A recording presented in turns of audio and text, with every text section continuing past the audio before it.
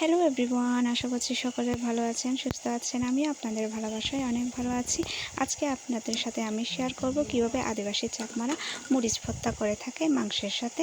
তাই আমি একটি পাত্রে নিয়ে নিলাম কিছু কয়েক টুকরো মাংস, সাথে দিয়ে দিলাম পরিমাণ মতো মরিচ। আর আপনারা আপনাদের পছন্দের মতো পরিমাণ মতো মরিচটা দিতে পারেন। দিয়ে দিলাম পরিমাণ মতো কোচানো পেঁয়াজ এবং রসুন এবং কোচানো আদা। এখন দিয়ে দিলাম পরিমাণ মতো হলুদ, লবণ এবং পরিমাণ মতো তেল এবং জল দিয়ে আমি ভালোভাবে মিক্স করে নেব এবং ভালোভাবে মিক্স করে নিয়ে আমি এখন আঁচে বসিয়ে দেব। আঁচে বসানোর পর আমার মাংস প্রায় এই যে হাফ সিদ্ধ হয়ে এসেছে, তবে আমি জল শুকানোর জন্য রেখে দেব। আর এই তাল গাছ দিয়ে আমি এখন এটা ম্যাশ করে নেব, কেন আমার জল শুকিয়ে এসেছে। এই যে আমার রান্না শেষ, এখন আমি ধনে পাতা দিয়ে নামিয়ে নিচ্ছি, যাকে চাকমা ভাষায় বলা হয় ফুচি। আপনারা বলতে পারেন হয়তো ফুচির একই অবস্থা।